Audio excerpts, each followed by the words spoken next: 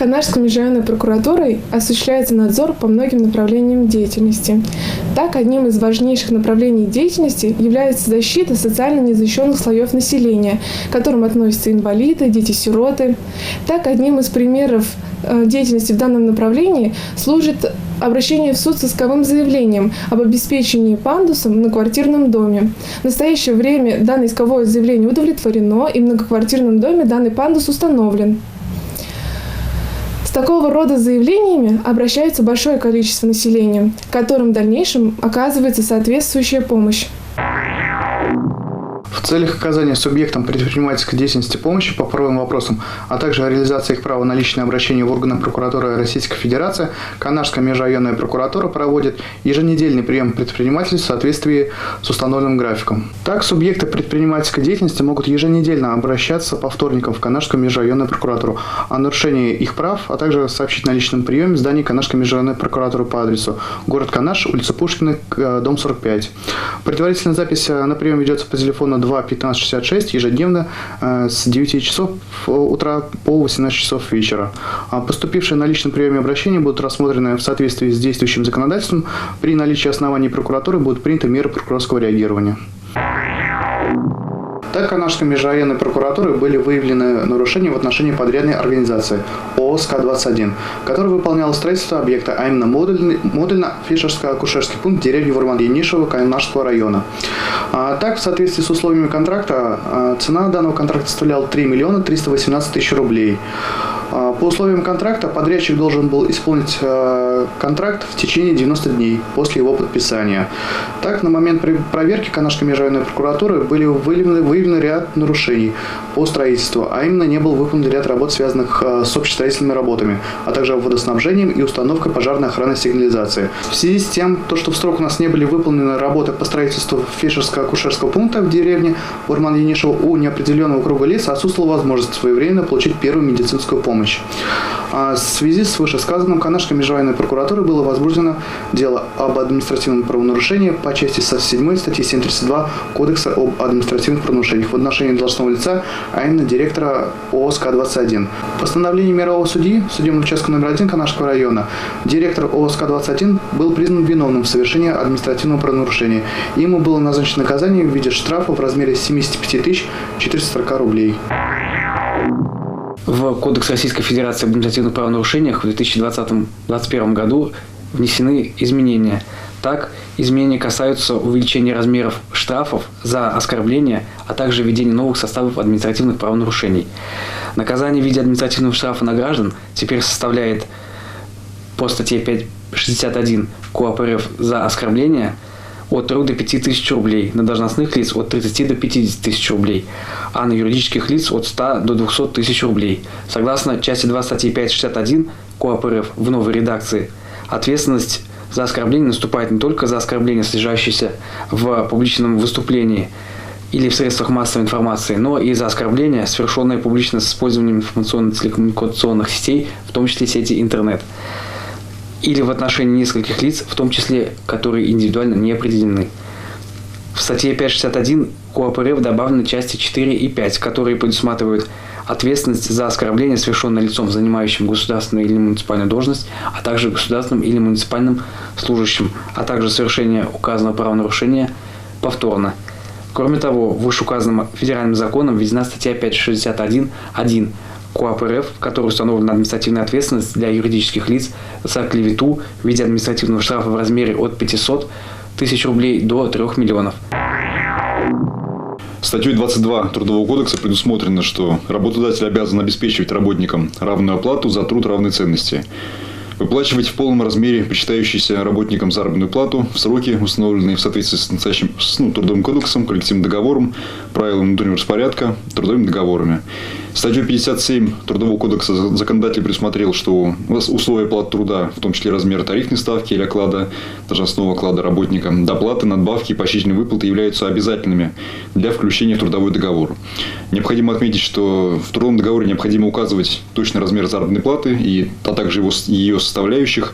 Недопустимым является указание на какие-либо документы, такие как штатное расписание и прочее, так как они устанавливаются работодателем, как мы видим из статьи 57 Трудового кодекса, необходимо, чтобы условия оплаты труда были урегулированы соглашением сторон в трудовом договоре. Статьей 136 Трудового кодекса предусмотрено, что заработная плата выплачивается не реже, чем каждые полмесяца. Конкретная дата выплаты должна быть установлена правилами внутреннего трудового порядка либо коллективным договором, либо трудовым договором. Не позднее 15 календарных дней со дня окончания периода, за который она начислена. При совпадении дня выплаты с выходным или нерабочим праздничным днем выплата заработной платы производится накануне этого дня. О чем говорит эта статья? О том, что выплата аванса, то есть первой части заработной платы работнику, должна производиться не позднее 30-31 числа текущего месяца, то есть месяца, в который работник отработал. А выплата второй части заработной платы, остатка заработной платы должна производиться не позднее 15 месяца, 15 дня следующего месяца за отработанным. Оплата отпуска должна производиться не позднее, чем за 3 дня до его начала. В соответствии с статьей 140 Трудового кодекса, при прекращении трудового договора выплата всех сумм, причитающихся работнику от работодателя, должна производиться в день увольнения работника. Поговорим об ответственности за нарушение трудового законодательства об оплате труда.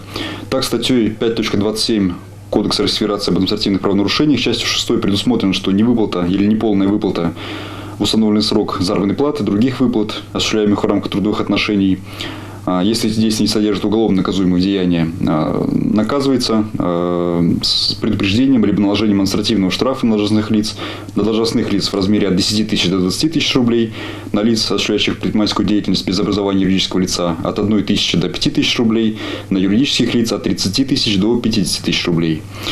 В то же время частью 7 предусмотрено, что совершение административного правонарушения предусмотрено частью 6, то есть повторное в течение 1 года нарушение сроков выплаты заработной платы, наказывается наложением административного штрафа на должностных лиц в размере от 20 тысяч до 30 тысяч рублей или дисквалификацией на срок от 1 года до 3 лет. На лиц, осуществляющих предпринимательскую деятельность без образования юридического лица, штраф от 10 тысяч до 30 тысяч рублей, на юридических лиц штраф от 50 тысяч до 100 тысяч рублей. Уголовным кодексом также предусмотрена ответственность за несвоевременную выплату заработной платы. Это статья 145.1. Частью 1 предусмотрено, что частичная невыплата свыше 3 месяцев заработной платы, пенсии, стипендий, пособий и иных установленных законом выплат, совершенные из корыстной или иной личной заинтересованности руководителем организации, работодателем, физическим лицом, руководителем филиала, представительства или иного обособленного структурного подразделения организации, наказывается штрафом в размере до 120 тысяч рублей или в размере заработной платы или иного дохода, осужденного за период до 1 года, либо лишением права занимать определенные должности или заниматься определенной деятельностью на срок до 1 года, либо принудительным работой на срок до 2 лет, либо лишением свободы на срок до 1 года. Частью 2 предусмотрена ответственность за полную невыплату свыше 2 месяцев заработной платы, пенсии, стипендий, пособий и иных установленных законом выплат. Такая невыплата наказывается штрафом от 100 до 1000 до 500 тысяч рублей или в размере заработной платы или иного дохода, осужденного за период до 3 лет, либо принудительными работами на срок до 3 лет с лишением права занимать определенную должность, заниматься определенной деятельностью на срок до 3 лет, или без такового, либо лишением свободы на срок до 3 лет с лишением права занимать определенную должность или заниматься определенной деятельностью на срок до 3 лет, или без такового. Ответственность за указанные выше деяния, которые повлекли тяжкие последствия, предусмотрены частью 3 указанной статьи. Такие деяния наказываются уже штрафом в размере от 200 тысяч до 500 тысяч рублей. Наказывается лишение свободы на срок от 2 до 5 лет с лишением права занимать определенные должности или заниматься определенной деятельностью на срок до 5 лет или без такового. Частичной невыплатой в данной статье предполагается невыплата заработной платы, пенсии, стипендий, пособий и иных установленных законом выплат в размере менее половины подлежащей выплате суммы. Канашской международной прокуратурой Чувашской Республики проведена проверка исполнения трудового законодательства в Верхнеидоминской начальной школе детским садом Канашского района. Проверка проводилась по обращению работника.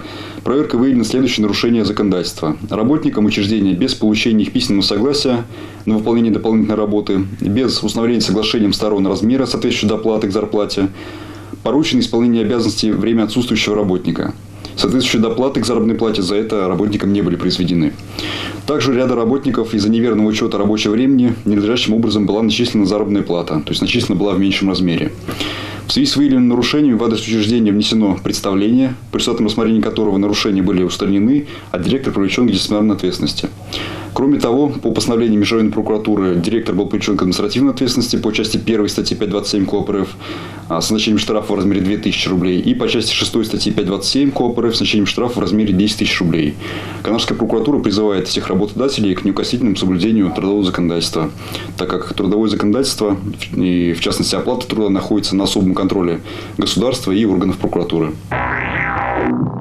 Канашский районный суд вынес приговор по уголовному делу в отношении 20-летнего жителя Марпасадского района, признанного виновным в совершении 25 преступлений, предусмотренных пункту А части 4 статьи 228 прим. 1, пунктами А и Г части 4 статьи 228 прим. 1 и части 3 статьи 30 пунктами А и Г части 4 статьи 228 прим. 1 Уголовного кодекса Российской Федерации 23 эпизода. В ходе предварительного расследования и в суде установлено, что в период с 10 августа по 12 августа 2020 года осужденный в различных потайных местах города Канаш и города Чебоксары разместил 25 упаковок с наркотическими средствами, производной N-метилэфедрона. Наркотические средства были обнаружены и изъяты из незаконного оборота сотрудниками УКОН МВД России по Чувашской Республике. По тяжести собранных при предварительном следствии доказательств осужденный частично признал свою вину, учитывая, что подсудимый ранее не судим, характер и степень общественной опасности преступных деяний, данных о личности, обстоятельств смягчающих наказания и отягчающих наказания, ему назначено наказание в виде лишения свободы на срок 8 лет, лишение свободы в отбывании в исправительной колонии строгого режима. Вопрос. Прекращается ли исполнительное производство по взысканию алиментов с момента наступления совершеннолетия ребенка? В соответствии с статьей 120 Семейного кодекса Российской Федерации выплата алиментов, взыскиваемых в судебном порядке, прекращается по достижении ребенком совершеннолетия. Постановлением Пленума Верховного Суда Российской Федерации от 17 ноября 2015 года номер 50 о применении судами законодательства при рассмотрении некоторых вопросов, возникающих в ходе исполнительного производства, разъяснено, что исполнительное производство оканчивается фактическим исполнением исполнительного документа. Следовательно, прекращение исполнительного производства по выплате алиментов при наступлении условий, определенных в Семейном кодексе, но при наличии задолженности, неправомерно. Таким образом, исполнительное производство о взыскании алиментов при наступлении совершеннолетия и при наличии задолженности по алиментам не прекращается, а исполняется до полного погашения задолженности по алиментам. Помощник Канашского межрайонного прокурора Лушенков Игорь Николаевич. Я хотел бы вам рассказать об ответственности за нарушение правил ценообразования. Под нарушением порядка ценообразования следует понимать неправомерное установление цен на товары и услуги субъектов предпринимательской деятельности, регулирование которых осуществляется государством в тех сферах экономики, которые имеют важное социальное значение. Государственное регулирование цен применяется при торговле лекарствами, алкогольной и табачной продукцией. Статьей 14.6 Кодекса Российской Федерации об административных правонарушениях установлена административная ответственность за нарушение порядка ценообразования. Так, за завышение регулирования государством цен на продукцию, товары либо услуги предельных цен, завышение установленных надбавок к ценам по табачным изделиям или никотиносодержащей продукции, завышение максимальной розничной цены, указанной производителем на каждой потребительской упаковке, должностному лицу может быть назначено наказание в виде штрафа в размере 50 тысяч рублей или дисквалификация до 3 лет. Виновному юридическому лицу за данное правонарушение может быть назначено наказание в виде штрафа в двукратном размере излишней полученной выручки от реализации товара вследствие неправомерного завышения регулируемого государством за весь период, в течение которого совершалось правонарушение, но не более 1 года. 29 июня 2021 года вступает в силу положение Федерального закона от 30 декабря 2020 года о внесении изменений в отдельные законодательные акты Российской Федерации, расширяющие перечень вопросов местного значения сельских, городских поселений и городских округов. В силу таких вопросов федеральным законом отнесено принятие решений и проведение на территории муниципального образования мероприятий по выявлению правообладателей данных объектов недвижимости для внесения в единый государственный реестр недвижимости. Соответствующие изменения внесены в статьи 14 и 16 Федерального закона номер 131 об общих принципах организации местного самоуправления в Российской Федерации. Внесенные федеральным законом изменения будут способствовать решению задач по вовлечению в налоговый оборот ранее учтенных земельных участков и объектов капитального строительства, поскольку отсутствие соответствующих сведений про обладателей объектов недвижимости в Едином государственном реестре недвижимости препятствует уплате законно установленных имущественных налогов. В связи с изложенным в органы местного самоуправления в порядке правотворческой инициативы направлен проект решения представительного органа о внесении изменений в устав муниципального образования. С 1 января 2021 года вступили в силу поправки в Трудовой кодекс об удаленной работе. Теперь работодатели могут перевести своих сотрудников на постоянную, временную или комбинированную удаленку. Условия работы должны быть обозначены в трудовом договоре или дополнительном соглашении. Перевод сотрудников на дистанционный формат работы в случае чрезвычайных ситуаций возможен без их согласия. При этом работнику должны предоставляться все необходимое оборудование. Кроме того, переход на удаленку не является причиной понижения заработной платы. Уволить сотрудника на дистанционной форме возможно, если он не выходит на связь более 2 дней.